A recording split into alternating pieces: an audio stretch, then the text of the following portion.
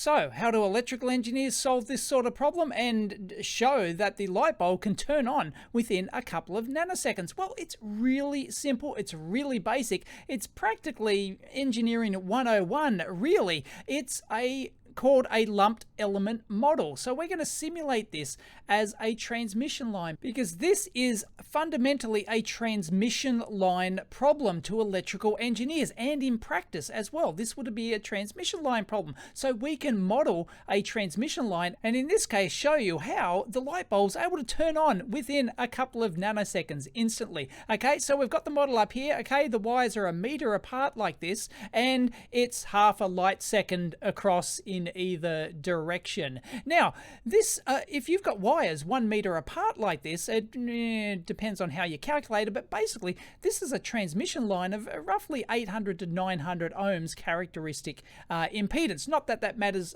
for what we're going to do here. It's just like it'll have a nominal characteristic impedance as a transmission line. Okay, so what we've got here is the voltage source. We've got the switch. I have to have a ground symbol in here, otherwise it won't simulate. We've got our lamp, which I've just put as a 100 ohm resistor here. And then what we do is we simulate our transmission line with what's called this lumped element model. And this is where we break up the transmission line into fundamental little circuit elements that we know and we can analyze. In the case of a transmission line, you have LCs and Rs, resistance, inductance, and capacitance. And you have capacitance between the line like this. I've just put in 1 microfarad. Doesn't matter what the values are. There's going to be some capacitance between these wires, even if they're a meter apart. And actually, a standard engineering trick question is to calculate the capacitance between the Earth and the Moon. And that just comes up. They just like to throw that in as an exam question. And there's going to be capacitance there. So there's going to be capacitance between these wires 1 meter apart like this.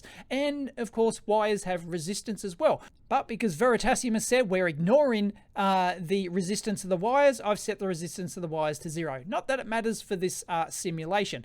And of course, every wire, every PCB trace, every component lead, everything, every conductor in electronics has some form of inductance. So we're going to have an inductor. I put 1 microhenry. The values don't matter, okay? So each unit length of the transmission line, it can be a centimeter, an inch, it can be a meter. It doesn't matter what it is, right? A unit length will have capacitance and series inductance and series resistance, which we're going to have 0.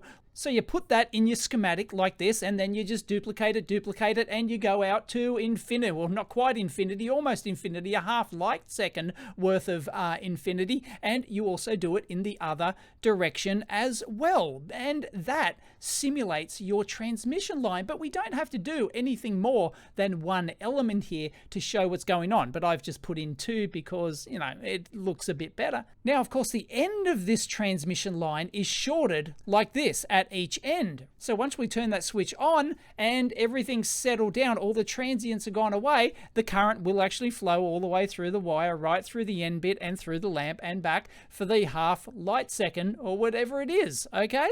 But when you turn on a switch like this, you are doing what's called a transient. And a transient means you've got time 0 and then you've got X time after that. So we're going to simulate this in the time domain starting from time 0 when we turn on the switch, and we're going to see what happens. But I'm actually going to leave these electrically open at the end because at time 0, when we turn that switch on, the signal hasn't had time to propagate the half light second all the way across right to here yet. So when you turn that switch at time 0 or time, you know, at 1 nanosecond or 1 microsecond or something, it hasn't had time to get all the way to the end yet. So it's almost, so as far as the circuit is concerned, as far as the simulation is concerned, as far as the real world transmission line is concerned, this is an open circuit at either end. So that's what I've done. I've kept them open here because we can't simulate it a short enough time to simulate the half light second and everything else. But every engineer knows this stuff, right? It's incredibly basic stuff. Anyway, so let's simulate this. Let's run it and see what happens. Now, what I'm going to do is I'm going to plot the voltage across the lamp here. So that's VR1 minus that node minus that node. So the voltage across the lamp. And we're also going to get the current through the lamp as well. So we're going to get voltage and current graphs. I'm going to start at time 0. I'm going to simulate this for 100 milliseconds or 0.1 seconds. And I'm going to, my step time is going to be 1 microsecond. So let's go. We run in the simulation and we will get the results from T0. Bingo, look at this. At T equals 0 here, this is the volts, okay? So this is the voltage across the resistor. Look at this. It jumps up to 1 volt immediately, and then it jumps up to 10 milliamps absolutely immediately. And if we zoom in there like this, you can see that there it is. There's a transient right at time 0. We can actually get in there finer than that, and we can see that it's like 2 microseconds, half that in 1 microsecond. It's ramped up right to 1 volt. Instantly, within a microsecond, there's a volt across that resistor. Now, of course, this is because we only simulated at a 1 microsecond period. If we simulated it at 1 nanosecond, we'd see it ramp up in a nanosecond.